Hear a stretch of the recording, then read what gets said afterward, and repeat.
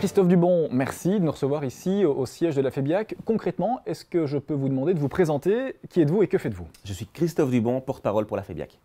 Alors, dans cette crise énergétique, est-ce que le secteur automobile est aussi impacté que d'autres secteurs ou pas trop? Bien, j'ai envie de vous répondre que c'est un peu la double peine pour le secteur automobile, puisque d'une part, nous sommes confrontés, comme tout le monde, au coût en hausse de l'énergie, mais qu'en plus de ça, nous avons aujourd'hui à supporter les lourds investissements que nous avons consentis pour produire des véhicules plus respectueux de l'environnement. Donc les lignes de production ont dû être adaptées, les manières de travailler, de produire les véhicules et les batteries qui les équipent ont dû être également développées. Ça a un coût, forcément, et il ne faudrait pas pour nous que cette crise énergétique que nous connaissons aujourd'hui ralentisse la transition énergétique que le secteur prépare et a mis en œuvre depuis plusieurs années.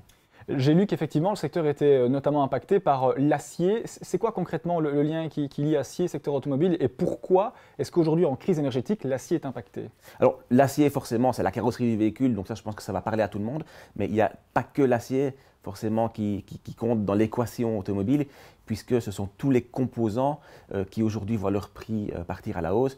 Le cuivre, le nickel, le cobalt, le carbone, ça dépasse vraiment grandement le cadre strict de l'acier.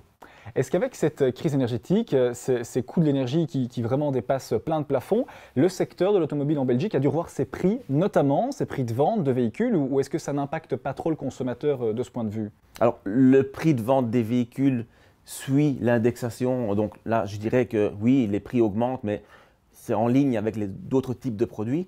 Par contre, le problème aujourd'hui du secteur par rapport à ces prix qui augmentent, ce sont que les marges sont grandement mises sous pression. Pourquoi?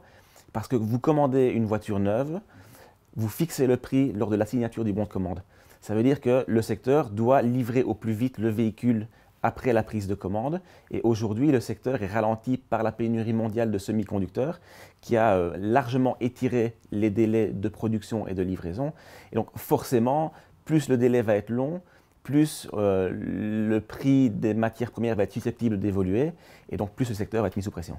Et concrètement aujourd'hui, je commande ma voiture à cette date, en février, mi-février, je l'ai dans combien de temps? Alors il n'y a pas de réponse universelle à cette question. En général, hors période de crise, quand vous commandez une voiture, vous devez compter entre 3 et 4 mois pour être livré. On voit aujourd'hui certains modèles où les délais d'attente vont parfois jusqu'à 6 mois, 9 mois, voire plus.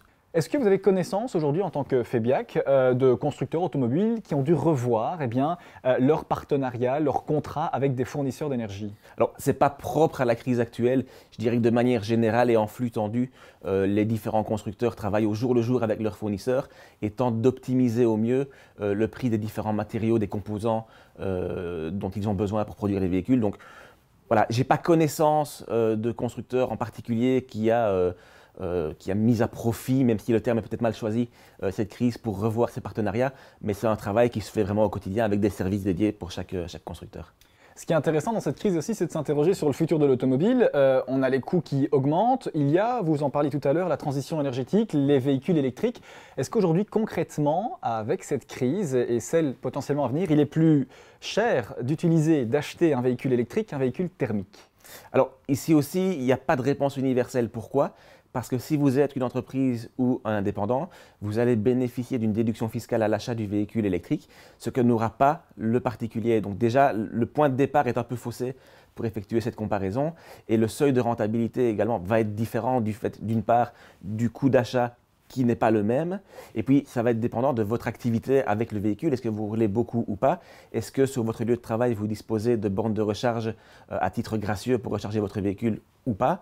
Est-ce que chez vous, vous avez des panneaux solaires qui vous permettent de recharger le véhicule via l'électricité solaire ou pas? Donc, il n'y a pas de réponse, je dirais, universelle à cette question, mais il est certain que quand vous achetez aujourd'hui une voiture électrique, vous avez un surcoût qui est de l'ordre de 10 000 € par rapport à la même voiture équipée d'un moteur traditionnel. Pourquoi? Parce que c'est le prix des batteries. Et aujourd'hui, concrètement, en tant que FEBIAC, il vaut mieux se diriger vers des véhicules électriques ou des véhicules thermiques? C'est quoi votre politique en tant que représentant? Alors, FEBIAC est technologiquement neutre, donc on n'est pas là pour pousser une motorisation plutôt qu'une autre. Nous, on est plutôt là pour conseiller d'une part les consommateurs et également le monde politique à effectuer peut-être les bons choix dans la promotion de tel ou tel type de motorisation. Mais il n'y a pas, je vous dis, il n'y a pas de réponse universelle. Je veux dire, chaque personne est différente, a des besoins différents.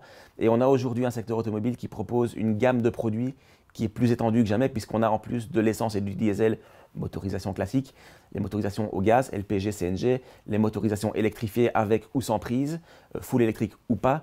Donc voilà, la gamme est large et elle peut répondre à tous les types de besoins. Est-ce qu'on sait, avec un petit peu de recul maintenant, depuis le début de cette crise, s'il y a un type de véhicule, toujours entre le thermique et l'électrique, qui a le vent en poupe? Est-ce qu'on le remarque? Est-ce que vous le voyez dans les ventes? Si oui, lequel ou lesquels? Tout à fait, tout à fait. On voit en tout cas que le moteur essence a gardé des chiffres relativement stables entre 2020 et 2021. Le diesel a considérablement reculé en part de marché. Et par contre, le grand vainqueur, c'est la motorisation électrifiée, je vais l'appeler ainsi, qui combine les hybrides et les full électriques. La part de marché aujourd'hui de ces véhicules, c'est 23,5% et c'est tout à fait identique au diesel. C'est jamais arrivé dans l'histoire de l'automobile en Belgique. J'ai compris, vous êtes neutre au niveau de la motorisation des véhicules, mais pensez-vous qu'une intervention de l'État, au regard des futures crises énergétiques qui pourraient intervenir, soit nécessaire dans l'achat de véhicules qui vont vers cette transition énergétique? Est-ce que vous pensez aujourd'hui que l'État, les régions doivent y aller et mettre la deuxième, sans mauvais jeu de mots?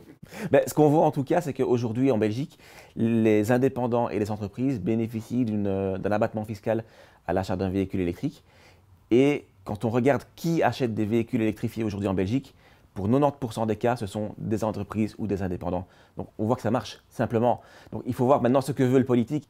Est-ce qu'on veut continuer à promouvoir ces véhicules uniquement auprès des entreprises et des indépendants, ou est-ce qu'on veut également donner un coup de pouce aux particuliers? Je dirais, le secteur a fait son travail. L'offre aujourd'hui, elle est de plus de 60 voitures électriques sur le marché en Belgique. Voilà, nous on a fait notre travail, c'est aux autres de prendre maintenant le relais. Vous allez peut-être me répondre aussi une certaine neutralité sur cette question qui suit. Est-ce que vous trouvez, en tant que représentant, que la politique énergétique de la Belgique, actuellement et à venir, est la bonne pour le secteur automobile? Alors, nous, en tant que secteur, déjà, on se félicite d'avoir depuis peu un cadre fiscal clair pour les voitures de société.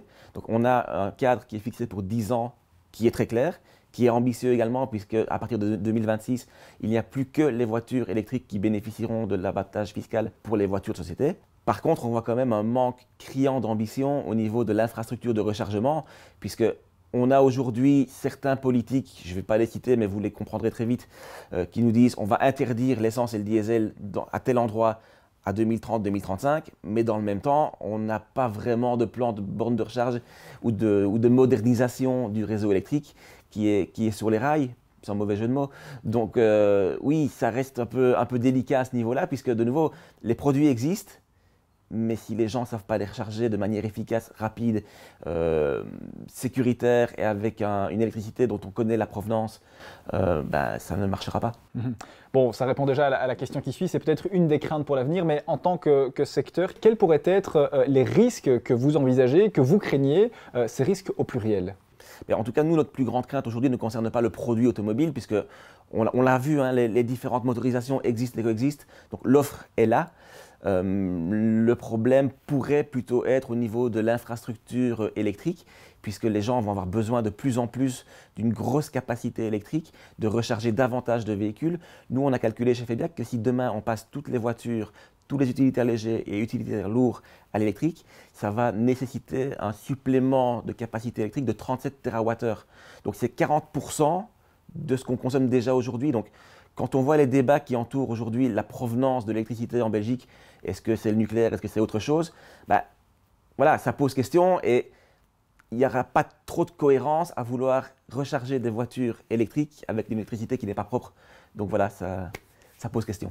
Ça pose question et j'embraye sur la dernière question. Vous voyez comment le secteur pour 2022? Est-ce qu'il y a des tendances qui devraient se dessiner ou qui se dessinent déjà? On attend forcément une confirmation de la bonne santé des moteurs électrifiés, ça c'est une première chose.